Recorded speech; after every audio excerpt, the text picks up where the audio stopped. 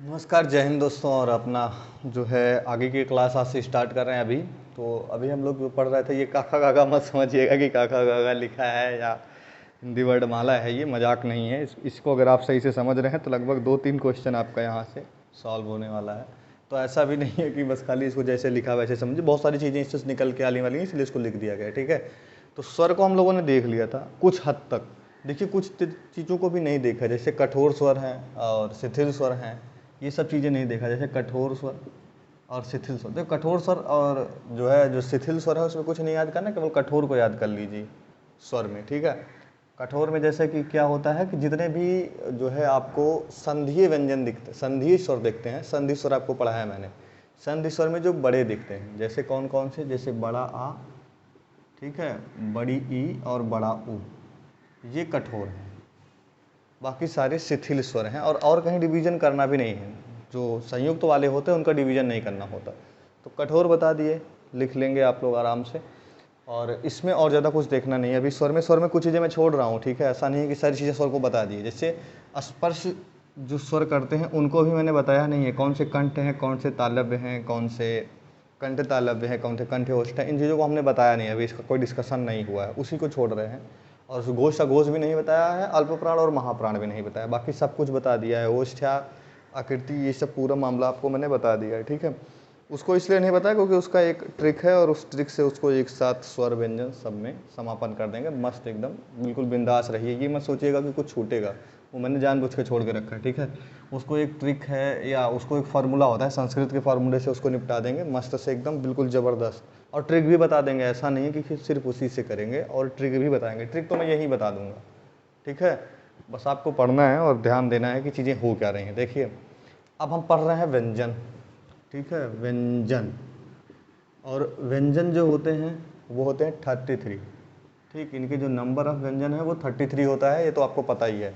और व्यंजन को व्यंजन इसलिए कहते हैं क्योंकि ये स्वरों की सहायता से उच्चारित हैं, इसलिए व्यंजन कहते हैं। ठीक, स्वर की सहायता से उच्चारण होता है इनका। कहीं भी तोड़ना चाहते हैं व्यंजन को, जैसे का लिखा है, का को आप तोड़ना चाहते हैं तो का टूटेगा, प्लस एक आ की मात्रा होती है इसमें। ठीक है, छोटा का कोई वो निशान नहीं होता, बट यहाँ आ की मात्रा एक आपको दिखेगी, एक मात्रा यहाँ से निकाली जा सकती है। तो जो स्वर की सहायता से कहीं से भी रचित होते हैं वही है व्यंजन। ये अगर इसको हटा देंगे तब जाके ये वर्ण बनते हैं। अभी ये व्यंजन है, ये वर्ण है, ये व्यंजन है। ठीक है, ये वर्ण है। वर्ण समझ रहे हैं ना, आपको मैंने तोड़ के बताया था। बहुत डीपली बात नहीं हो रही है, बहुत बेसिक सी चीज़ें हैं और आराम से हो जाती हैं। ठीक है, तो अब यहाँ तक का मामला आप समझ में आया होगा कि क्या पढ़ने जा रहे हैं। ठीक है, व्यंजन को पढ़ने जा रहे हैं। व्यंजन कोई भी पूछे बस एक बात बोल दीजिए कि स्वतंत्र नहीं है, स्वर की सहायता से इनका उच्चारण होता है। स्वर की सहायता से उच्चारित हो जो, या जिनका उच्चारण हो, अगर स्वर की सहायता से उच्चारण होता है तो वो व्यंजन है। ठीक है, यहीं पे अगर हम इसमें हलंत लगा देंगे तो ये व्यंजन रह नहीं जाएगा। ठीक है, क्योंकि इसमें से स्वर को निकाल लिया गया है। चीज़ें फॉर्मूले से निकलती हैं। मैथ कभी पढ़ना तो मैथ में भी कुछ चीज़ों का एक रूल है, उस रूल से ही वो निकलेंगी। ठीक है, जैसे होता है बहुत सारी चीज़ों का रूल होता है, जैसे कि सम विषम का जो रूल है, जो उसमें और भी जो सारे रूल हैं वो रूल से ही निकलेंगे और आप रटते रह जाइए। ठीक है, रटने से कोई मतलब नहीं होता। जैसे कि आता है रूढ़ शब्द का, और रूढ़ संख्याएं भी होती हैं, तो रूढ़ संख्याओं की एक फार्मूला है कि खुद से कटें या एक से कटें। ठीक है, तो ये सब चीज़ें अलग अलग हैं। तो इसीलिए यहाँ भी एक फार्मूला है कि अगर कोई व्यंजन है तो उसमें स्वर होना चाहिए, और अगर स्वर को निकाल दिया गया व्यंजन से तो वो व्यंजन नहीं रह जाएगा, वर्ण रह जाएगा। ठीक है, वर्ण तो आप समझ ही रहे हैं। ठीक है, अब यहाँ से चीज़ें आगे बढ़ेंगी। ठीक है, व्यंजन को समझ रहे हैं। व्यंजन होते हैं 33, जिसमें से 25 जो होते हैं वो होते हैं वर्गीय व्यंजन। यहाँ तक ये वर्ग में चलते हैं, यानी 5 इधर रहते हैं और 5 इधर रहते हैं, इसीलिए इनको वर्गीय व्यंजन कहते हैं। ठीक है, ये वाले समझ में आ रहा है आपको? तो इसको लिख लीजिएगा कि वर्गीय व्यंजन कितने होते हैं, 25 होते हैं। सबसे इम्पॉर्टेंट चीज़, और सबका एक वर्ग जो होता है अपने पहले वाले शब्द से बन जाता है। ये कौन सा है, ये का वर्ग है, ऐसे ही ये चा वर्ग है, ऐसे ही ये टा वर्ग है। ठीक है, और ये ऐसे ता वर्ग है, ऐसे ये क्या है, पा वर्ग है। ये एकदम इम्पॉर्टेंट चीज़ लिख लिया। समझ में आया? कुछ तो समझ में आया होगा, दिमाग में कुछ तो गया ही होगा कि क्या बोला गया। सबसे पहला डिवीजन ये हो गया, इसको लिख लीजिएगा कि ये वर्गीय व्यंजन है, का से माँ तक, का से लेके माँ तक 25 होते हैं, 25, ठीक। देन आता है अंत्यस्थ, या रा ला वा, तो कभी क्रम भी बना दे कि पहले कैसे सेट करना है, तो ये अंत्यस्थ है, ठीक है।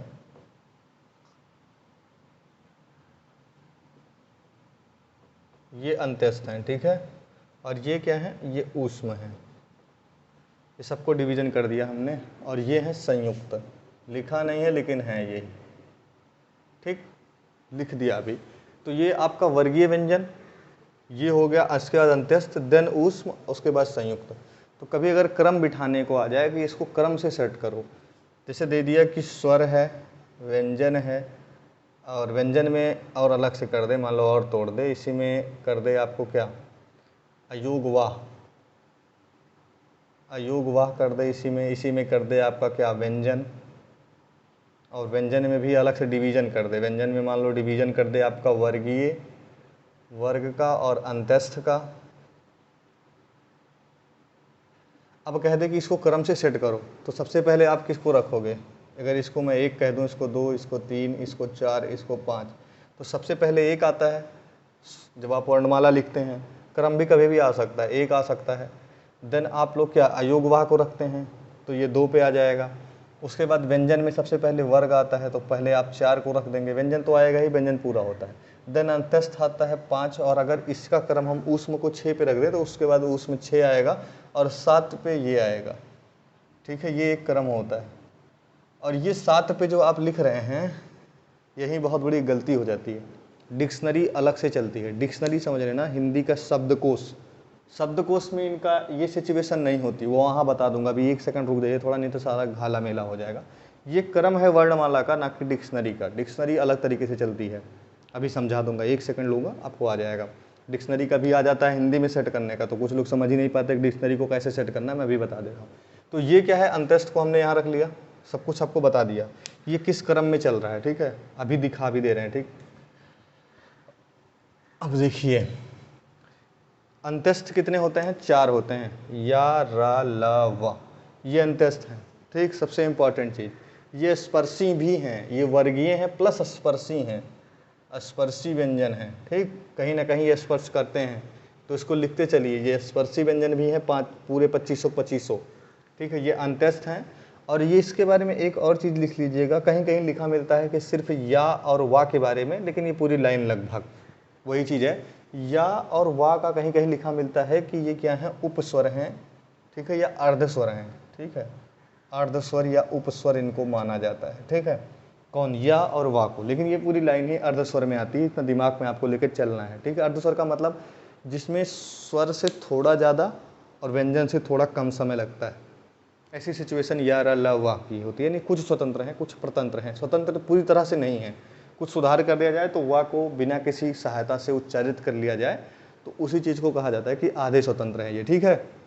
समझ में आ रहा है, जो बोला जा रहा है एज इट इज लिख लीजिएगा। ये ऊष्म है, ये सिर्फ ऊष्म नहीं है, एक इसमें और भी जो लिख रहा हूँ बहुत इंपॉर्टेंट है, लिख लीजिएगा कि ये ऊष्म है, ठीक है। अब इसके बारे में एक और चीज़ है कि ये ऊष्म संघर्षी भी हैं, ठीक है। अगर कहीं आ जाएगा तो लिख लीजिए, कहीं कहीं लिखा नहीं है किताब में, तो ऊष्म संघर्षी भी यही है, स स हा, ठीक। जिसके बारे में जो लिख रहे हैं लिख लीजिए, ठीक है। अब देखिए इसीलिए इसको डिवीजन किया गया है। ला के बारे में लिख लीजिए, ला होता है पारिश्रविक व्यंजन, पारिश्रविक व्यंजन एक ही है, ला। पारिश्रविक व्यंजन कौन है, ला है, लिख लीजिएगा, ठीक है। और लुंठित कौन सा है, रा है। लुंठित मैं इधर लिख दे रहा हूँ, रा पे गोला मार दिया, लुंठित लिख दे रहा हूँ, लेकिन आप लिख नहीं पाएंगे, ठीक है। लुंठित व्यंजन कौन सा है, रा है। पारिश्रविक कौन सा है, ला है। जो बोला जा रहा है एज इट इज लिखिए, पेपर में एज इट इज आएगा, ठीक है। लुंठित है। अब देखिए हा क्या है, हा के बारे में लिख रहा हूँ, आराम से लिखिए। ये शुद्ध काकल्य ध्वनि है, शुद्ध काकल्य, यहाँ शुद्ध लगा सकते हैं, नहीं तो नहीं भी लगाएंगे चल जाएगा। शुद्ध काकल्य ध्वनि एकमात्र है, वो है हा, ठीक। तो लगभग चीज़ें आपको बता दिया मैंने कि लुंठित कौन सा होता है, रा होता है, शुद्ध काकल्य कौन सा होता है, हा होता है, और पारिश्रविक कौन सा होता है, तो वो होता है आपका ला, अब देखिए डा और ढा का दो और आता है, ठीक है, डा और ढा। इसमें अगर हम आप एक बिंदी लगा देते हैं और इस ढा के नीचे एक बिंदी लगा देते हैं, तब ये एक नया रूप बनता है डा ढा का। साराम एकदम बिल्कुल आराम से आप लिखिए, मैं इसको मिटा रहा हूँ। इसको कहा जाता है, डा और ढा को क्या कहा जाता है, उत्क्षिप्त व्यंजन कहा जाता है, ठीक है। जो लिख रहे हैं आराम से लिखिए, बिल्कुल परेशान नहीं होइए, ठीक है। उत्क्षिप्त कहा जाता है। अगर इसके नीचे एक बिंदी लग जाए इन दोनों के, तो ये दोनों बन जाएंगे उत्क्षिप्त, ठीक है। उत्क्षिप्त व्यंजन ये पेपर में आ जाएंगे। उत्क्षिप्त व्यंजन इसी को द्विगुण व्यंजन कहते हैं, ठीक है, जिसमें दो गुण उत्पन्न हो, ठीक है, द्विगुण व्यंजन कहते हैं इनको, ठीक। तो द्विगुण व्यंजन या उत्क्षिप्त व्यंजन कितने हैं, मात्र दो हैं। आगत व्यंजन आ जाता है, का ख ग ज फ, आगत व्यंजन इसे कहते हैं। कहीं कहीं दो लिखा मिलता है लेकिन पांच है। आगत व्यंजन अभी बता रहा हूँ क्या है आगत व्यंजन, ठीक है। आगत व्यंजन कितने हैं, का है, खा है, गा है, जा है और फा है। ये सबके नीचे एक छोटी सी बिंदी होनी चाहिए, तभी ये आगत व्यंजन होंगे, ठीक है। का खा गा जा फा, ठीक है। पांच है आगत व्यंजन, कहीं कहीं दो मिलता है, सिर्फ मिलता है क्या कहते हैं जा और फा का, लेकिन ये पूरा इतना है, ठीक है, जा फा नहीं। आगत व्यंजन का मतलब होता है जो कहीं से गृहित किए हैं, कहीं से आए हुए हैं, तो ये गृहित व्यंजन भी कह सकते हैं उनको ना, ग्रहित कह सकते हो उनको, जिससे जिनको किसी से ग्रहण किया गया है, ठीक है। ग्रहित भी इनको कह सकते हो, जिसने कहीं से ग्रहण किया गया है। तो आगत क्या मतलब, ये कहीं बाहर से हैं। देखिए ये अरबी फारसी के होते हैं, का ख ग ज फा नुक्ता लग जाता है, तो ये क्या हो जाते हैं, ये अरबी फारसी के शब्द होते हैं, ठीक है। अरबी फारसी जो आप समझ रहे हैं ना, उर्दू में लैंग्वेज इसकी यूज होती है। उर्दू की देखिए जो क्या कहते हैं लिपि है वो फारसी है, ठीक है। तो उसी में आपको बता रहे हैं, ये जो क ख ग ज फा होता है, ये क्या होता है, आगत व्यंजन होता है। जितना लिख रहे हैं एग्जैक्ट लिख लीजिए, आपके बहुत काम आने वाला है, ठीक है। अब देखिए दो तीन चीज़ें और हैं। आगत हो गया, अब इसको मिटा रहा हूँ, बैक करके देख लीजिएगा, बहुत इंपॉर्टेंट है, नहीं तो लिखते नहीं इसको। अब इतना हो गया। अब ये उसमें संघर्षी भी लिख लिए होंगे और ये भी लिख लिए होंगे कि ये ऊष्म भी है और ऊष्म संघर्षी भी है, ये अंत्यस्थ भी है और अर्धस्वर भी है, ये पारस्रविक है, ये लुंठित है, और ये क्या है, काकल्य है, ठीक है। और बाकी संयुक्त का तभी बता ही रहे हैं, ठीक है। अरे यार इसको मिटा दिया, चलो ठीक है, देख लो, मिटाना नहीं था बट मिट गया तो चलिए ठीक, कोई दिक्कत नहीं है।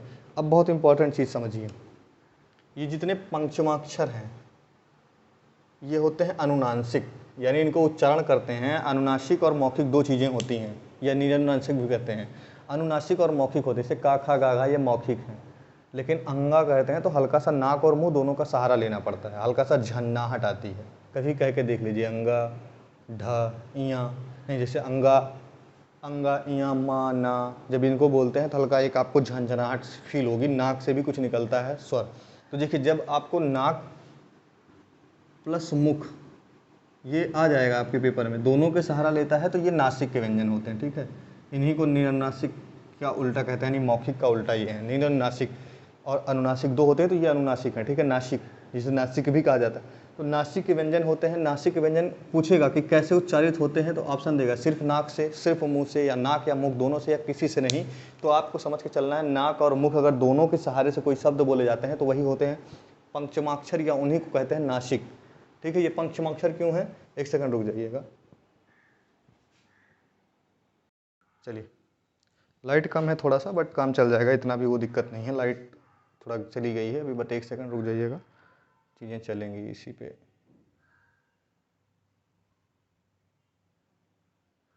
स्टार्ट करते हैं, अभी यहीं चलेंगे, अभी रुकेंगे नहीं।